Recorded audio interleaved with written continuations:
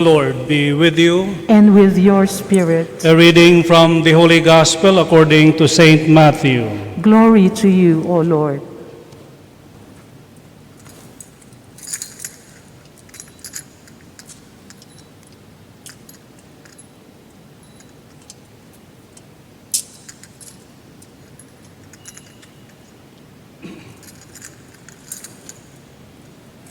The 11 disciples went to Galilee, to the mountain to which Jesus had ordered them.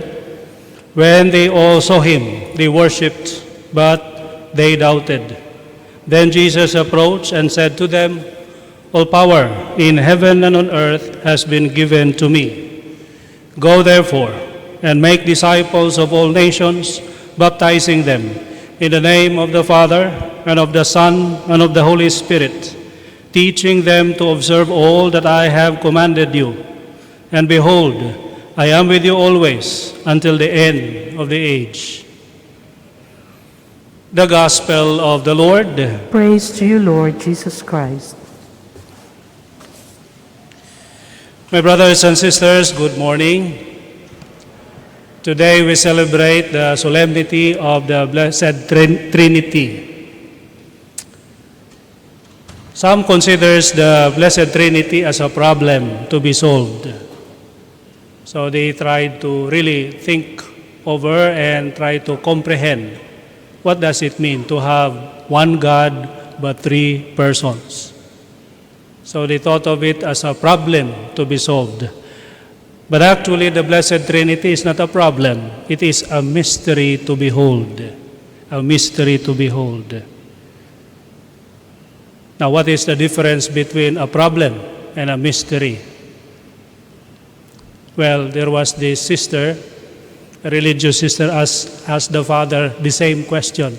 "Father, what is the difference between a problem and a mystery?" And of course, the father tried to explain graphically the difference between a problem and a mystery. He said, "You know, sister, when you get pregnant, that's a problem. But if I get pregnant, that's a mystery." Yeah, it's a problem because, there is a solution to it, but it's a problematic situation if you get pregnant. You are a sister, but still you are a woman. But if I am a man and I get pregnant, then that must be mysterious. Hard to explain. Hard to explain. There are some people, intelligent ones, saints like Saint Augustine, who wanted to comprehend, to understand fully the mystery of the Blessed Trinity. Of course, the classic story, while he was walking along the shoreline, he saw a boy digging a small hole. And then on the sand, the shoreline, Saint Augustine asked the boy, "What are you doing?" Then the boy answered, "Well, I am digging a small hole, as you see, and my purpose is to transfer all the water in the ocean and place it inside this hole." Of course, Saint Augustine said, "Oh, that's impossible. So much water in the ocean and such a small hole."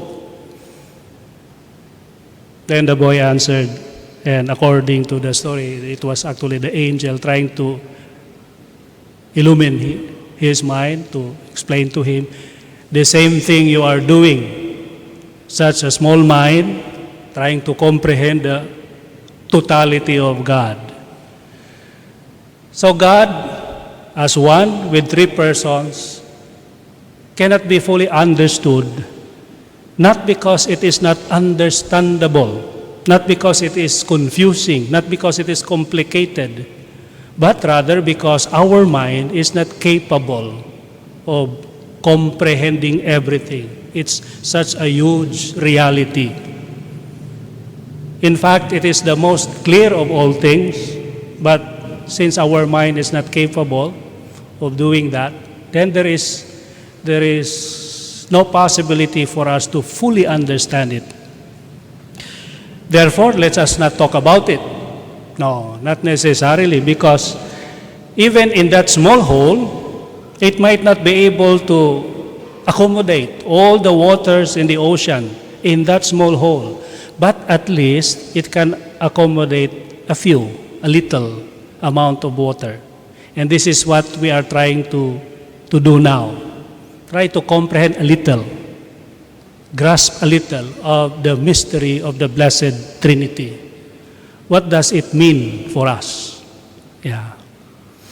Although be ready, because just like the story told by Bishop Fulton, the late Bishop Fulton Sheen, there was this lawyer who tried to explain to a judge a particular case, and this lawyer tried to cite legal histories, legal proceedings, and laws and regulations and decisions.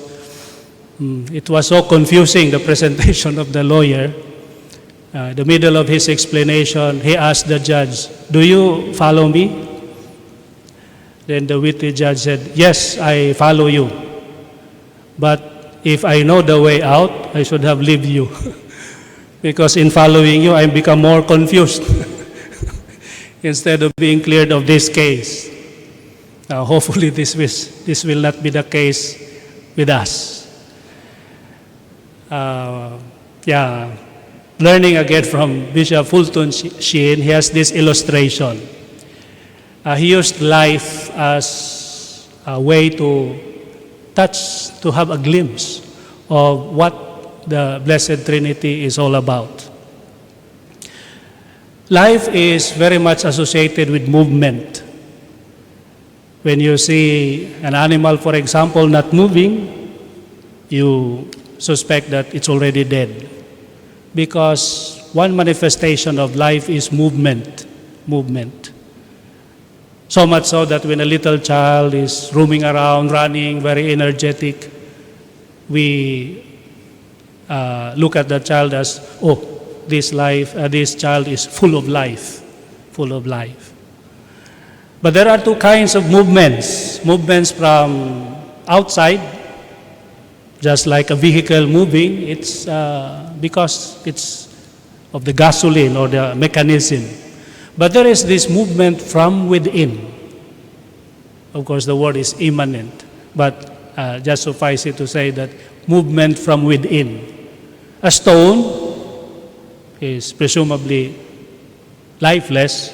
There is no movement from within. Although some people would say, oh, there are stones that are growing in size. Well, that's really also a gray area, but commonly stones, minerals, soil, they don't have life. That's why they don't have movement from within. But plants, they have. Because plants can grow, generate, have nourishment. There is movement from within. If you plant a seed, eventually it grows, and if it's alive, it continues to grow. There is movement from within.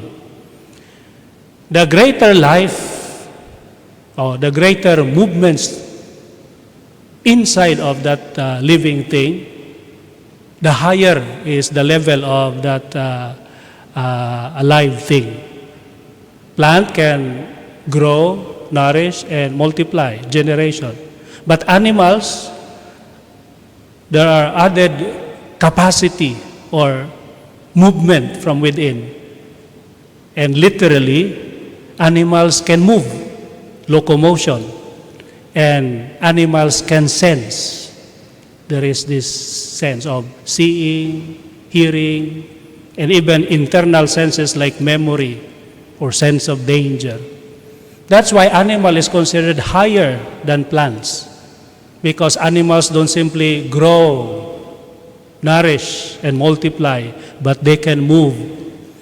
That's why when you go home and the mango tree in front your house starts to move to greet you, if you know how to run, you run because that mango tree has turned into an animal, because now it can move. When we go up the level, man cannot, does not simply grow, multiply, or move around and feel, but it has also intelligence. That's why it can think and decide. That's why man is higher than animals, ordinary animals. We are also animals because we have the body, but we are human beings, to be more exact, because we have the intelligence, the capacity to think, to understand, and the will to decide. What about God? Oh, what about God? Well, we are made in the likeness, image and likeness of God, not because we look like God, no, but because we have the capacity like God. And what is that capacity? To think and to decide. But of course, our capacity is very limited because our vision, our capacity to understand is also limited. Behind these walls, we cannot anymore see. And the many things that we encountered in the past, we cannot remember. And the future, of course, we cannot fully predict. That's why there is limit to what we can think, we can understand, how much more we decide. What we can decide. Our decision will always be limited. That is why, well, it's a curse, but it's also a blessing for us because we can regret. We can say, Lord, I'm sorry because I do not know. And in fact, that's the reason why our Lord Jesus Christ forgave us while He was still hanging on the cross. Father, forgive them, for they do not know what they are doing. So we are limited. But God is unlimited, meaning to say His thinking and His deciding is so perfect. Now when we think, our thought is our thought, but it is not us, meaning it is in us, in our mind, but it's not really us, meaning it's distinct. Our decision is our decision, but also it's distinct. Will is we decide when we desire, when we love. So these are the two things, the thought and the desire, the love. Now in God, they become now persons.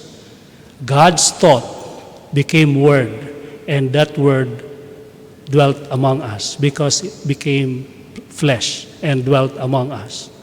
So that's how perfect the thought of God. And since God is the thinker and the thought is the word,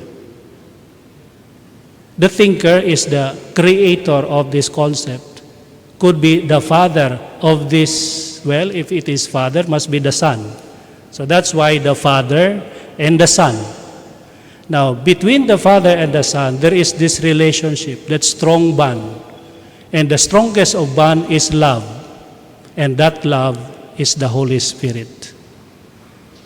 They are one in the person, in the one nature of God, but there are three persons. Now you are confused. So I am affirm that my explanation is a little bit correct if you are a little bit confused. Because if you say, now I understand the Blessed Trinity, then my explanation must be wrong. Because the Blessed Trinity, though how much we explain it, it remains a mystery. But at least we understand a little. And that little thing is that there are three persons, but they are so one. Because the thinker, the thought, and the desire in between are just in one nature. Divine nature. And this is the theory. What is the practical thing? The practical thing we can learn is to focus on the nature of God, which is love. Love.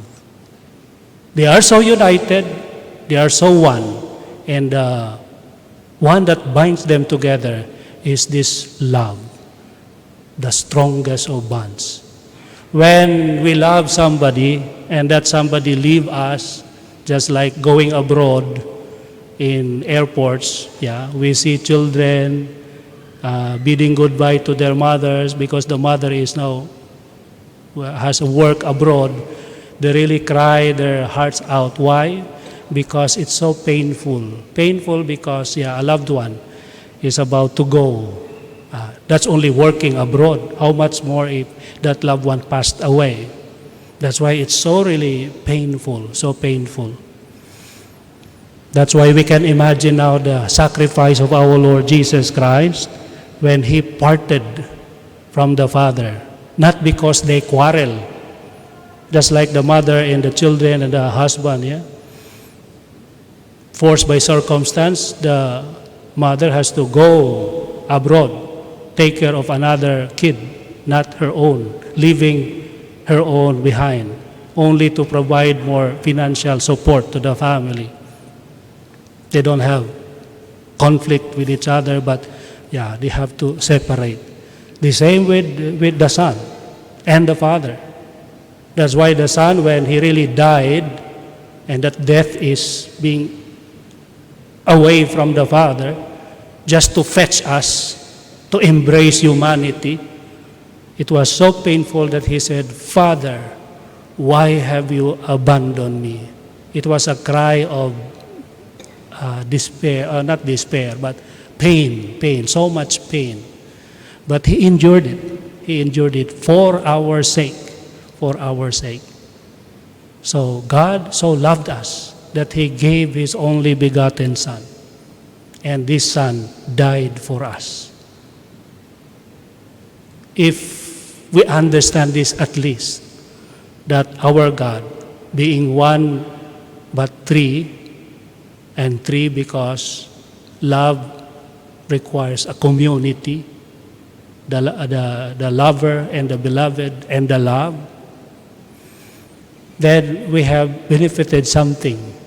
We have learned something from the solemnity of the Blessed Trinity, that God is love.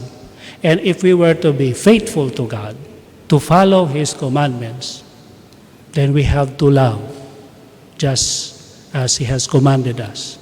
Because if we love, then we have God with us, because God is love. But the moment we run out of love, then we part away from God, because only in love can we be one with God. And that's the beauty of the Blessed Trinity. He is not alone, but there is a community, the lover and the beloved, and the love in between. May we also have that kind of life full of love, ready to sacrifice, if only to manifest this love for one another. A mother, for example, would really forget many things, sacrifice time just to take care of the child. And the father also working so hard, not counting the sacrifices, just to provide for the family. If we have this kind of love in the family, the father, the mother, and the son, that's a mini Trinity there. And that's the invitation for us, to imitate our God, a Trinity of love, that we too also learn to love one another, especially in the context of the family. Then we will be able to do the commission of our Lord Jesus Christ. Go to the world and baptize all people in the name of the Father and of the Son and of the Holy Spirit. How do we baptize them? First, by converting them. But how do we convert them? By showing them that our God is a God of love, and we are able to show that if we are able to live love in our life, in our family. Amen.